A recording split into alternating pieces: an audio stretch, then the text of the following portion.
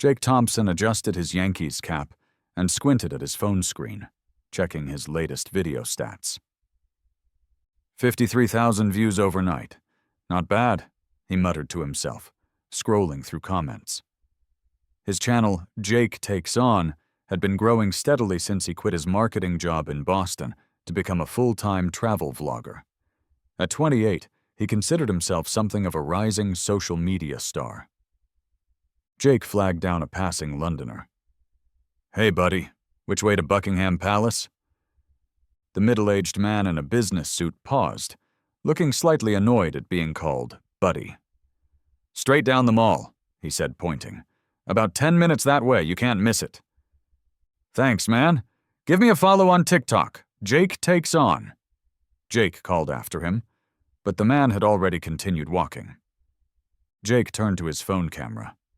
"So the locals aren't super friendly, but we're headed to Buckingham Palace to see those funny hat guys. You know, the ones who can't laugh or move. I'm thinking we might need to test that out." He winked at the camera before hitting stop and pocketing his phone. Lance Corporal William Harrington adjusted his bearskin cap for the third time, ensuring it sat exactly 1 finger's width above his eyebrows. At 24, he was one of the younger members of the Queen's Guard, having served just over 2 years. The red tunic felt particularly stifling today as he prepared for his 2-hour sentry duty. "Looking sharp, Harrington," said Corporal Jenkins, Will's roommate in the barracks. "Thanks. Hot as hell today, though," Will replied, checking his bayonet attachment one last time. "Just remember, eyes forward, brain off," Jenkins joked, mimicking their drill sergeant's favorite advice for getting through sentry duty. Staff Sergeant Collins entered the ready room, his face serious.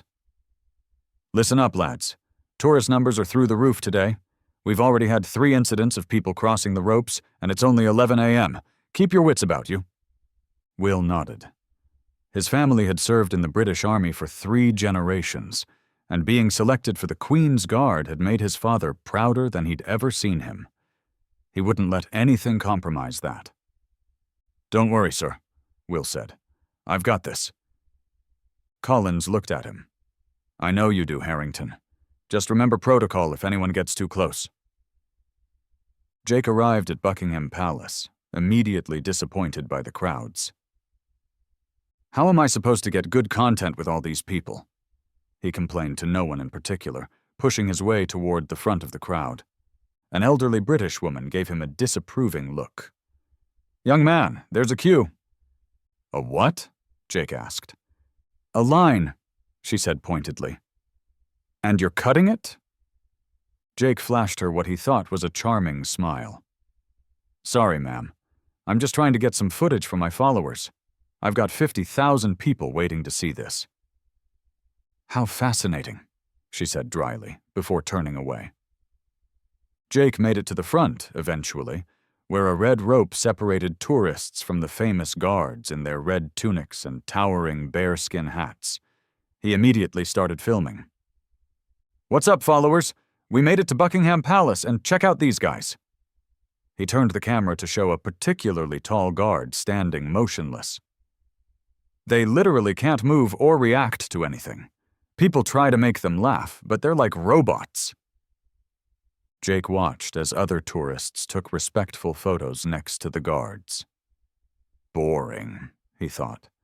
No reactions, no views. He moved along the rope line, looking for the perfect target. That's when he spotted Will, slightly younger looking than the others, standing at attention near a palace entrance. "Jackpot," Jake whispered to himself. Will maintained his position, staring straight ahead as tourists snapped photos. 2 hours of standing perfectly still in the heat was never fun, but it was part of the job. His father's words echoed in his head. "The Queen's Guard isn't just for show, son. You're a symbol of Britain itself." From his peripheral vision, Will noticed a young American man with a phone on a selfie stick moving purposefully in his direction. Something about the guy's demeanor put Will on alert. He'd seen this type before. "Hey, Buckingham dude," the American called out, pointing his camera at Will. Do you guys actually protect anything, or is this just a tourist show? Will remained perfectly still, as trained. The American moved closer. Can you hear me in there? Hello? The man waved his hand in front of Will's face, just far enough away to avoid crossing the rope barrier. Will focused on a distant point, maintaining his composure. In his head, he counted backward from 100. A trick his sergeant had taught him for tuning out distractions. Jake was getting frustrated. This guard was good, too good. He needed to up his game. How much do they pay you to dress like a nutcracker? Jake called out louder, drawing attention from nearby tourists. Some chuckled nervously, while others looked embarrassed. A young British girl, perhaps 10 years old, tugged on her mother's sleeve. "Mummy, that man is being mean to the soldier." "Just ignore him, Lily," her mother whispered, pulling her daughter away. Jake overheard and turned to them. "I'm not being mean. It's just entertainment. They're used to it." The mother gave him a cold look. "It's disrespectful." "It's contempt," Jake replied with a shrug before turning back to Will. He adjusted his phone to get the perfect angle. "Hey, buddy, your hat's ridiculous. Did you know that? Do they make you pay for it if you drop it?" Jake called out, loud enough for a growing audience to hear. Will continued staring straight ahead, but Jake noticed a slight tightening around his eyes. Gotcha, Jake thought. He's human after all. Will was struggling more than he let on. The American was particularly persistent, and the heat wasn't helping his concentration. He tried to focus on his breathing, on the weight of the rifle in his hands, anything but the obnoxious voice. From the corner of his eye, Will saw a palace security officer observing the situation. Standard procedure was to let security handle troublesome tourists unless they presented a direct threat.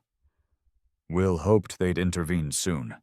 Jenkins was on duty about 20 meters away. During training, they'd practiced ignoring all sorts of distractions, people shouting, making faces, even throwing small objects. But something about the targeted, personal nature of this tourist's taunts made it harder than the drills. Will thought about his sister's wedding next month. He'd be in uniform there too, but free to smile and talk. Just an hour and 45 minutes to go, Jake decided to move to phase 2 of his plan. "I'm going to see if I can make this guard break," he narrated to his phone. "No one's been able to do it on TikTok yet. If I succeed, make sure you smash that follow button." He moved closer to the rope, now just a meter away from Will. "Attention!" Jake barked in a mock military voice. "I order you to smile. That's an order from your superior, soldier." A palace security guard in a black suit approached. "Sir, I'm going to have to ask you to lower your voice and be respectful." Jake turned his camera to the security guard. "Oh, look, the real security has arrived. Not these decorative guys, huh?" "Sir, these men are active-duty soldiers with the British Army. Please show some respect or I'll have to ask you to leave," the guard said firmly. "Freedom of speech, man," Jake replied. "I'm just having fun." The security guard spoke into his radio, then addressed Jake again. "Final warning, sir. Step back from the rope and keep your voice down." Jake gave an exaggerated salute. "Yes, sir." But as soon as the security guard moved away to respond to another situation, Jake turned back to Will. "That was close," Jake narrated to his followers. "But we're not giving up that easily. Time to bring out the big guns." He looked around to make sure the security guard was distracted, then quickly ducked under the rope. A nearby tourist gasped. "You can't do that." "Watch me," Jake replied with a grin, stepping into the restricted area. He was now just a few feet from Will, his camera pointed directly at the guard's face. "Hey there, soldier boy," Jake said, his voice low but taunting. "I'm in your space now. What are you going to do about it?" Will's training immediately kicked into higher gear. Any civilian crossing the barrier was a potential security threat. Protocol was clear. Issue one verbal warning, then neutralize the threat if they didn't comply. "Step back behind the rope immediately, sir," Will said, his voice firm but controlled, eyes still fixed ahead. Jake's face lit up. "He speaks! I got him to talk! Did you guys hear that?" he exclaimed to his phone. "Now let's see if I can get him to move." Will's mind raced through his options. Security had been alerted, but they were currently handling another situation at the far end of the palace front. His duty was clear: protect the palace entrance at all costs. "This is your final warning. Step back behind the barrier now," Will repeated, this time allowing his eyes to meet Jake's. Jake mistook the direct eye contact as weakness. "Or what? You'll hit me with your fluffy hat?" He reached out and poked Will's shoulder with his finger. "Come on, what are you going to—" Before Jake could finish his sentence, Will moved with lightning speed. In one fluid motion, he secured his rifle and executed a perfect military takedown. Jake found himself face down on the ground, his arm locked behind his back, the guard's knee applying precise pressure to keep him immobilized without causing injury. "What the hell?" Jake shouted, his free hand still gripping his phone, which continued recording. "Stay down and do not move," Will instructed, his voice calm and authoritative. Palace security rushed over, followed by police officers who had been stationed nearby. "He attacked me," Jake yelled. "I want to press charges." A police officer took over, handcuffing Jake. "Actually, sir, you've just committed an offense under the Serious Organized Crime and Police Act. You're being detained for unauthorized access to a protected site." Will smoothly returned to his post and resumed his stance as if nothing had happened, though his heart was pounding beneath his red tunic. In the palace security office, Jake sat fuming as officers reviewed security footage. "This is ridiculous," he protested. "I was just making a video." Detective Inspector Marlowe, a veteran of diplomatic security, sat across from him. "Mr. Thompson, what you were doing is called harassment. You crossed a clearly marked security barrier at a royal residence. In this country, that's taken very seriously." "In America, we have freedom of speech," Jake argued. "You're not in America," Marlowe replied evenly. "And even there, I doubt you're allowed to cross security barriers at the White House." Jake's phone, now in an evidence bag, continued to receive notifications. "Can I at least check my phone? I'm probably going viral right now." "That's the least of your concerns," Marlowe said. "We're determining whether to charge you with trespassing, harassment, or potentially even an offense under anti-terrorism legislation." Jake's face paled. "Terrorism? I was just making a TikTok." "When you approach a royal guard on duty, cross a security barrier, and make physical contact, we have to consider all possibilities," Marlowe explained. "Those men aren't statues or street performers. They're elite soldiers protecting sovereign territory." For the first time, Jake began to understand the gravity of the situation. Back at Wellington Barracks, Will was being debriefed by Staff Sergeant Collins. "You followed protocol to the letter, Harrington," Collins assured him. "The security footage is clear. You issued 2 warnings before the subject made physical contact." Will nodded, still concerned. "Will there be an investigation, sir?" "Standard procedure only, nothing to worry about," Collins said. "The Met Police are handling the tourist. American, I believe?" "Yes, sir." Jenkins entered the room. "Harrington, you're famous. That idiot was live streaming the whole thing. It's all over Twitter and Instagram." Will groaned. "That's the last thing I need." Collins dismissed Jenkins with a look before turning back to Will. "Take the rest of the day off, Harrington. You handled a difficult situation admirably." "Thank you, sir, but I'd prefer to complete my duties as scheduled." Collins nodded with approval. "As you wish. Carry on, Lance Corporal." 2 days later, Jake sat on the edge of his hotel bed, scrolling through his phone in disbelief. The video had indeed gone viral, over 5 million views, but not in the way he'd hoped. Comments flooded in. What an entitled jerk. That guard showed amazing restraint. Play stupid games, win stupid prizes. American tourists like this make the rest of us look bad. Jake had been released with a formal caution and a £500 fine after spending a night in custody.